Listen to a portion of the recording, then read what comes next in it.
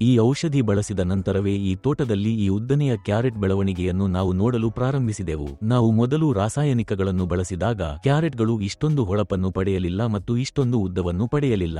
ಈ ಬಾರಿ ಇಳುವರಿ ಕಳೆದ ಬಾರಿಗಿಂತ ಹೆಚ್ಚಾಗಿರುತ್ತದೆ ಎಂದು ನಾನು ಭಾವಿಸುತ್ತೇನೆ. ಆದಾಯವೂ ಸ್ವಲ್ಪ ಹೆಚ್ಚಾಗಿರುತ್ತದೆ. ಇಲ್ಲಿನ ವ್ಯಾಪಾರಿಗಳು ಕ್ಯಾರೆಟ್ಗಳನ್ನು ಖರೀದಿಸಿದಾಗ ಅವರು ಮೊದಲು ಅವುಗಳನ್ನು ತೆಗೆದುಕೊಂಡು ಪರಿಶೀಲಿಸುತ್ತಾರೆ. ಯಾವುದೇ ರಂಧ್ರಗಳು, ಕೊಳೆತ, ಬಿಳಿ ರೇಖೆಗಳು, ತೇವಾಂಶ ಕೊರತೆ ಅಥವಾ ಬೂದುಪಾದ ಇದೆಯೇ ಎಂದು ಅವರು ಪರಿಶೀಲಿಸುತ್ತಾರೆ. ಈ ಕ್ಯಾರೆಟ್ ಅನ್ನು ನೋಡಿ ಯಾವುದೇ ಹಾನಿಯಿಲ್ಲ, ಇದು ತುಂಬಾ ಉತ್ತಮ ಸ್ಥಿತಿಯಲ್ಲಿದೆ. ವ್ಯಾಪಾರಿಗಳು ಅದನ್ನು ನೋಡಿದ ತಕ್ಷಣ ಅದನ್ನು ಖರೀದಿಸುತ್ತಾರೆ. ಇದು ಇತರ ಕ್ಯಾರೆಟ್ಗಳಿಗಿಂತ ಮಾರುಕಟ್ಟೆಯಲ್ಲಿ 1 ಅಥವಾ 2 ರೂಪಾಯಿ ಹೆಚ್ಚು ಪಡೆಯುತ್ತದೆ. ನನ್ನ ಹೆಸರು ಸೆಂಥಿಲ್ ಕುಮಾರ್. ನಾನು ನೀಲಗಿರಿ ಜಿಲ್ಲೆಯ ಕೋಟಗಿರಿ ತಾಲ್ಲೂಕಿನಿಂದ ಮಾತನಾಡುತ್ತಿದ್ದೇನೆ.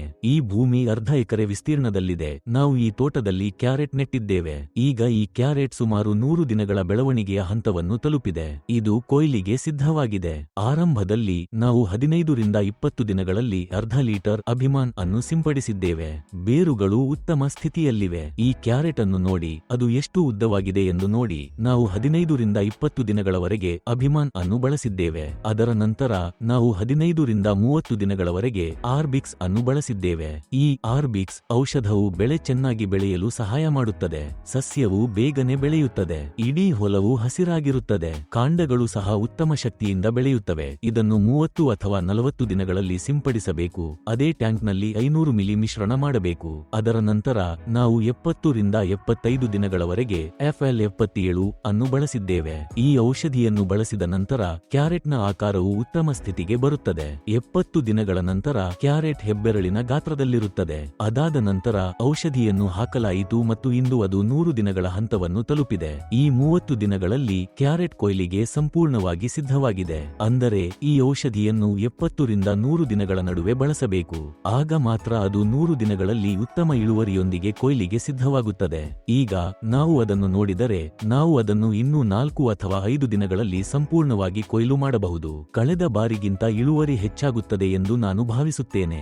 ಮೊದಲು ಕ್ಯಾರೆಟ್ಗೆ ಇಷ್ಟು ಉದ್ದವಾಗಲಿಲ್ಲ. ಈಗ ಬೇರುಗಳಿಗೆ ಯಾವುದೇ ಹಾನಿಯಾಗದ ಕಾರಣ ಬೇರುಗಳು ಕೊನೆಯವರೆಗೂ ಚೆನ್ನಾಗಿ ಬೆಳೆದಿವೆ. ಈ ಕ್ಯಾರೆಟ್ ಈಗ 3/4 ಅಡಿಗಿಂತ ಹೆಚ್ಚು ಎತ್ತರಕ್ಕೆ ಬೆಳೆದಿದೆ. ಈ ಔಷಧವನ್ನು ಬಳಸಿದ ನಂತರವೇ ನಾವು ಈ ದೀರ್ಘ ಬೆಳವಣಿಗೆಯನ್ನು ನೋಡಿದ್ದೇವೆ. ನಾವು ಮೊದಲು ರಾಸಾಯನಿಕ ಔಷಧಿಗಳನ್ನು ಬಳಸಿದಾಗ ನಮಗೆ ಇಷ್ಟು ಹೊಳಪು ಮತ್ತು ಇಷ್ಟು ಉದ್ದ ಸಿಗಲಿಲ್ಲ. ಈ ಬಾರಿ ಇಳುವರಿ ಕಳೆದ ಬಾರಿಗಿಂತ ಹೆಚ್ಚಾಗಿರುತ್ತದೆ. ಆದಾಯವೂ ಹೆಚ್ಚಾಗಿರುತ್ತದೆ. ಈ ಹೊಲದಲ್ಲಿ ಕೆಲವು ಸ್ಥಳಗಳಲ್ಲಿ ಹಳದಿ ಬಣ್ಣ ಇರುವುದನ್ನು ನೀವು ನೋಡಿದರೆ ಅದಕ್ಕೆ ಕಾರಣ ನೀರಿನ ಕೊರತೆ. ಈ ಪ್ರದೇಶದಲ್ಲಿ ಹೆಚ್ಚು ಬಿಸಿಲು ಇರುವುದರಿಂದ ನೀರು ಲಭ್ಯತೆ ಕಡಿಮೆ. ಆರಂಭದಲ್ಲಿ ಇದು ಉತ್ತಮ ಸ್ಥಿತಿಯಲ್ಲಿತ್ತು. ಈಗ ಕೊಯ್ಲು ಸಮಯವಾಗಿರುವುದರಿಂದ ಕೆಲವು ಸಸ್ಯಗಳು ಹಣ್ಣಾಗಲು ಮತ್ತು ಹಳದಿ ಬಣ್ಣಕ್ಕೆ ತಿರುಗಲು ಪ್ರಾರಂಭಿಸಿವೆ. ಆದರೆ ಅದೇ ಸಮಯದಲ್ಲಿ ತೇವಾಂಶ ಉತ್ತಮವಾಗಿದ್ದರೆ ನನಗೆ ಹೆಚ್ಚಿನ ಇಳುವರಿ ಸಿಗುತ್ತಿತ್ತು ಎಂದು ನಾನು ಖಚಿತವಾಗಿ ಹೇಳಬಲ್ಲೆ. ವ್ಯಾಪಾರಿಗಳು ಕ್ಯಾರೆಟ್ ಖರೀದಿಸಿದಾಗ ಅವರು ಹೊಂಡ, ಕೊಳೆತ, ಬಿಳಿ ಗೆರೆಗಳು, ಬೂದುಪಾದಗಳು ಮುಂತಾದ ದೋಷಗಳನ್ನು ಹುಡುಕುತ್ತಾರೆ. ಆದರೆ ಈ ಔಷಧಿಯನ್ನು ಬಳಸಿದ ನಂತರ ಈ ಕ್ಯಾರೆಟ್ಗಳಿಗೆ ಯಾವುದೇ ಹಾನಿಯಾಗುವುದಿಲ್ಲ, ಏಕೆಂದರೆ ತೇವಾಂಶವು ಮಣ್ಣಿನಲ್ಲಿ ಉಳಿಯುತ್ತದೆ. ವ್ಯಾಪಾರಿಗಳು ಅದನ್ನು ನೋಡಿದ ತಕ್ಷಣ ಖರೀದಿಸಲು ಗುಣಮಟ್ಟ ಸಿದ್ಧವಾಗಿದೆ. ಇದು ಮಾರುಕಟ್ಟೆಯಲ್ಲಿ ಇತರ ಕ್ಯಾರೆಟ್ಗಳಿಗಿಂತ 1 ಅಥವಾ 2 ರೂಪಾಯಿ ಹೆಚ್ಚು ಪಡೆಯುತ್ತದೆ. ಕಳೆದ ಬಾರಿಗಿಂತ ಈ ಬಾರಿ ನಮಗೆ ಉತ್ತಮ ಇಳುವರಿ ಸಿಗುತ್ತದೆ ಎಂದು ನಾವು ಭಾವಿಸುತ್ತೇವೆ. ಸಾಮಾನ್ಯವಾಗಿ ಈ ತೋಟವು 8 ಟನ್ ಇಳುವರಿ ಪಡೆಯುತ್ತದೆ ಎಂದು ನಾವು ಅಂದಾಜು ಮಾಡುತ್ತೇವೆ. ಆದರೆ ಈ ಬಾರಿ ನಾವು 2 ಟನ್ ಹೆಚ್ಚು, ಒಟ್ಟು 10 ಟನ್ಗಳವರೆಗೆ ಪಡೆಯುವ ಭರವಸೆಯಲ್ಲಿದ್ದೇವೆ. ಈ ಔಷಧಿಯನ್ನು ಖರೀದಿಸಿ ಬಳಸಿದ ನಂತರ ನನಗೆ ಉತ್ತಮ ಫಲಿತಾಂಶ ಸಿಕ್ಕಿದೆ. ನೀವು ಸಹ ಇದನ್ನು ಖರೀದಿಸಿ ಬಳಸಬೇಕು. ನಿಮಗೆ ಇನ್ನೂ ಉತ್ತಮ ಫಲಿತಾಂಶ ಸಿಗುತ್ತದೆ. ಧನ್ಯವಾದಗಳು.